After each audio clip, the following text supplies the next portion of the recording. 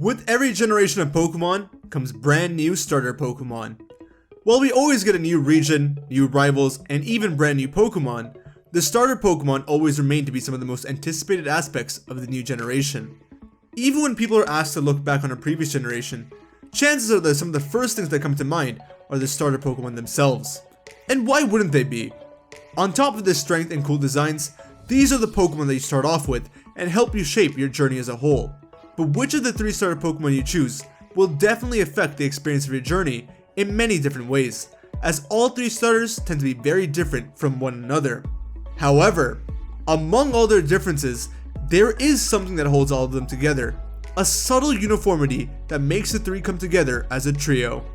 And that's a generational starter theme, as every generation of starters has their own theme, separating them from the rest of the starter Pokemon from other generations. And it's usually a theme that's directly related to the theme of the main games from that generation, which makes it very interesting. So we're going to be talking about all of that in this video, and though many of these have been confirmed, the first few again are going to be somewhat speculative, so please don't take everything in this video as fact. If you haven't seen it already, earlier this month I talked about each of the starter Pokemon and the themes they share within their types, as each of the 3 starter types also share a certain theme. So if you haven't seen that video, I highly recommend that you check that out first.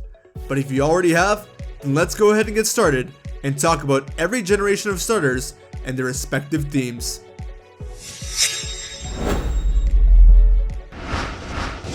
Generation 1. Genetics. Now, admittedly, the themes for the first 3 generations here are again a bit ambiguous. It's only from Generation 4 onwards that we really have solid themes. Prior to Gen 4, I'm not sure if anyone had really seen any themes in the starters, but because themes kept popping up for future generations, I guess people decided to look back on the oldies and see if there's any kind of theme for them. And to be honest, it's kinda hard to see anything in them, but these do make sense with the theme of the games they're in, so they might be viable. Whichever way, we're still gonna try our best. Starting with Venusaur, Charizard, and Blastoise, and how apparently they're based on genetics. Now before going into it, just by hearing the term genetics, this would make some kind of sense to me. Mewtwo was a big part of Generation 1, and that's the genetic Pokemon. It wasn't just Mewtwo that was involved in genetics. Bill also played a part, and various other aspects of the game also had genetics in play. So it's not that crazy to me when I hear that this may be their theme. Apparently the reason behind the genetic theme is that Venusaur is based off a dinosaur, Charizard is based off a lizard, and Blastoise a turtle, and they all share some sort of genetic connection that way. And while that may be true, I think it also makes sense to classify the theme as reptiles, as those are all reptilian creatures, and no other set of starters have the pattern of all 3 of them falling under the same class of animals. Generation 2. Ancient Creatures. Another tough one, but somewhat manageable. Besides being the only pure type starter trio for a very long time, Meganium, Typhlosion, and Feraligatr are all said to be based off of ancient creatures. Again, going with the theme of these games, this again makes sense. Generation 2 was where more lore was introduced to the Pokemon world. More ancient cities, buildings, ruins. We were really taking a trip to the past with these games, as these games focused more on culture and tradition, and the starters might be reflective of it. Meganium, as we went over the last video, is based off of the Sauropods, and Feraligatr an alligator, and both these creatures are around during the same time. But what about Typhlosion? Well, Typhlosion has a few different origins, one of which being the Enchinata, which comes from the mammal group, the Eulophotyphla, which by my research seems to have been around for some time when dinosaurs are present. And if that is the case, then yeah, the ancient creatures theme fits well. I also seen someone say that because Typhlosion is the volcano Pokemon, it's supposed to symbolize the dinosaurs going extinct and alligators thriving, like that whole time period. Yeah, I don't know. I just thought it was pretty funny. Generation 3. Unique Evolution. Easily the hardest group of starters to find a theme for. Sceptile, Blaziken, and Swampert. To be honest though, I really do love all of them, but whenever I looked at them as a group, I just thought they were all weird. Like, seriously, we went from such simple design Pokemon to these things. And granted, I love the designs, but they're so weird, and even complex compared to previous designs. And, you know, that might just be their theme. Weird can also mean unique, and these starters were definitely unique for their time. Now, when the internet is saying unique evolution, I'm assuming they're talking about their complexity of evolution, as Trico, Torchic, and Mudkip start off as very basic creatures, and even with their real-world counterparts, they only have 2 or so animals that they take inspiration from, whereas when they evolve, they all have like 4 or 5 different species influencing their design and origins. On top of this, the Hoenn region was the first region that you could consider exotic, something more tropical and all, and there was a big emphasis on Pokémon and adapting to their environment during this time.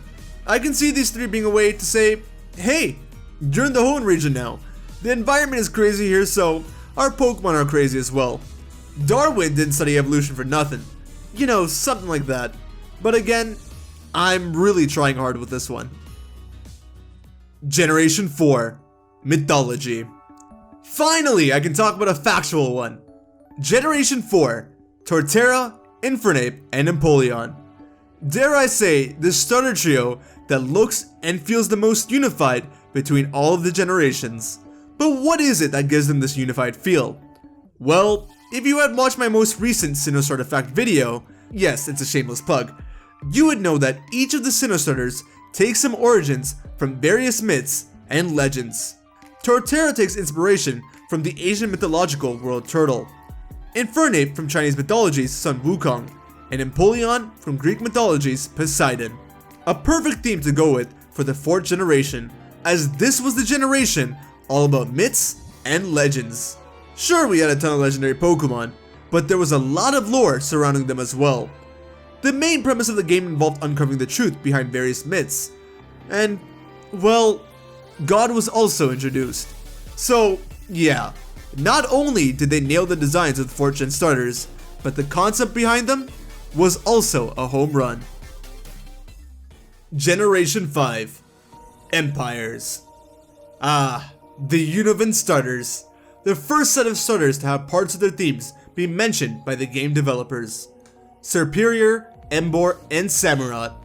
Fun fact, since Unova is a region that's based off of America, and because America is so diverse with its population compared to other parts of the world, Game Freak had decided to make the evolutionary families of the starters represent the West, China, and Japan respectively. And you may have noticed that these 3 have more regal appearances compared to the other starters, and that's because they're based on different kinds of royalty, or fall into 3 different empires, specifically French, Chinese, and Japanese empires. Serperior is said to be based off of French royalty by Ken Sugimori himself, and he has also stated that Emboar was designed in a Chinese style, leading it to represent Chinese royalty, and Samurott being the one to finish off the trio with Japanese royalty. Now, I'm saying royalty, but between the 3, Serperior was the only one that was directly said to be related to royalty, even taking elements from King Louis XIV. Emboar is based off of Zhang Fei, and Samurott is just based off of Japanese samurai, leading each of them to be different parts of the French, Chinese, and Japanese empires. But, I don't know, royalty kinda works for me too. Empires or royalty, this goes in perfect sync with the 5th generation, as our main antagonists, and in Team Plasma, are all about this stuff. They have their king and some military guards and samurais in the form of grunts. They want to either conquer or liberate people and Pokemon in their own respective ways. They have sages who talk in funny ways, and they even have a crazy castle. So again, just like the 4th generation, the 5th generation has done a fantastic job meshing the starters in with the theme of the game. Generation 6, RPG classes. Probably the most well-known theme among all the 8 generations. Chestnut, Delphox, and Greninja. Despite the entire trio's notoriety among the fandom, everyone knows this aspect of them pretty well, and that's that the 3 of them are based off of classes from European role-playing games, which is confirmed by Hironobu Yoshida, one of the graphic designers from Game Freak. Chestnut is based off a warrior class, as it's very physical, heavy, bulky, and tough. Delphox is based off the mage class, as it's very special oriented, using spells, range, and magical prowess. Greninja is based off the rogue class, as it's very speedy, stealthy, nimble, and agile. not much to say beyond that. I think they went for European RPG classes, or look specifically because Kalos was based off of France. But one thing I honestly can't figure out is the tie to the theme of the games. To me, X and Y was about beauty and aesthetics and all, but I can't seem to find a correlation between these starters and the games. The most I can think of, and I kid you not here, is that RPG characters in games always die and come back to life, you know? So like, life and death were some of the main aspects of X and Y, so maybe it ties in that way? I'm pretty sure I'm dead wrong about this. Yeah, despite being the most well-known set of starters for their theme, I can't find the in-game relation, so if any of you guys know or have any ideas on what it may be sure to let me know in the comments down below. Generation 7. Circus performers or entertainers. Oh boy. Somewhere I thought that these were confirmed, but I guess not. The Alolan starters, Decidueye, Incineroar, and Primarina. Bear with me as you walk with me through my confusion. I went into making this video thinking that somewhere Game Freak talked about the theme for these guys, how they did for the past 2 or 3 generations. But it seems they haven't, and the internet has a ton of different ideas for them. One is that they continue the RPG theme as a ranger, fighter, and a bard. I've seen someone else say that they're supposed to represent 3 character roles: the hero, the villain, and the damsel. I kinda like that idea, to be honest. I've seen another one that goes as far as saying that the 3 represent a love triangle, which I'm not gonna get into. But basically, we don't actually know the theme for the Gen 7 starters. Weird, cause it's like a weird gap in the middle. But there is one theory that dominates them all in terms of themes for these guys, and that's that they're circus performers. Decidueye is an archer, and there are some archery performances in different kinds of circuses, but it could also be the ringmaster of the circus due to its design. Incineroar is a wrestler, and in old circuses, apparently the strongmen used to wrestle as an act. Or it could represent the tiger that jumps through hoops of fire. And Primarina could either be a clown, or more likely, a circus opera singer. But if I'm being honest though I did make a video talking about how these guys might be based off of circus performers years ago, even I'm thinking that it's a bit of a stretch right now. They could be entertainers or something, as they are an archer, a wrestler, and a singer respectively. That seems to work better in my opinion. But again, just like Generation 6, I can't find a connection to the themes of these starters and the themes of the 7th gen games. To me, those games are all about family, coming of age, alternate dimensions, and yeah, I don't see how these 3 can be related to that, unless they were like a circus family or something. I don't know, I thought Gen 3 would be a doozy, but I've outdone myself and been taken away by Gen 7.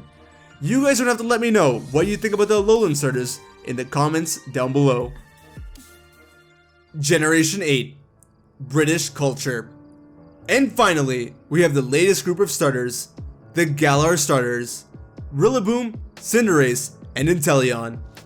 Now, I actually made a video on a possible theme for them when Grookey, Scorbunny, and Sobble were first revealed.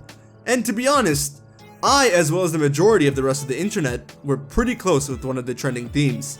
One of the ideas going around at the time was that all 3 of these starters would represent popular sports, but the other one was British culture, which seems to have come true. Rillaboom is a drummer, representing the popular culture of British rock and punk music.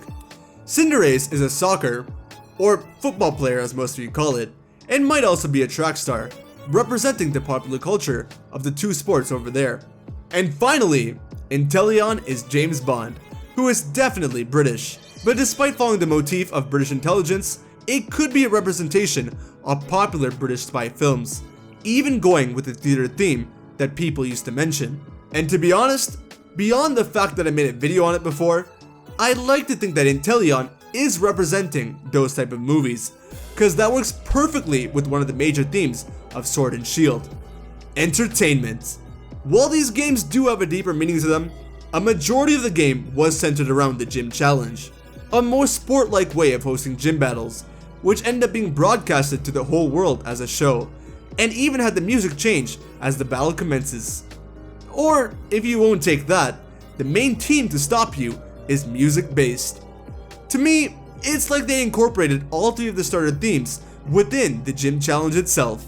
And even beyond that, Galar, as we all know, is an English region, and all 3 of the starters represent the culture of that region very well. So kudos to the new gen, as they definitely nailed some aspect of these games that may have gone overlooked. And there we have it, guys. Those are all the themes for every generation of starter Pokemon. I know Gen 3 and Gen 7 were a bit ambiguous, but I think we can have discussions about them in the comments down below and try to figure out some things for them, as well as simply just talking about the other generations. Did you guys know some of these themes, or did you not know of any of them? Let me know. If you guys do want to see more videos like this for other categories of Pokemon outside of the starters, then do let me know, cause I'll have to get started on research as soon as possible and deliver the videos to you guys next month. So let me know, cause I think it'll be possible to get some legendaries in here as well. Thanks for watching, guys. I hope you enjoyed. Take care of yourselves, have a wonderful day, and I will see you over on the next video, alright? Later.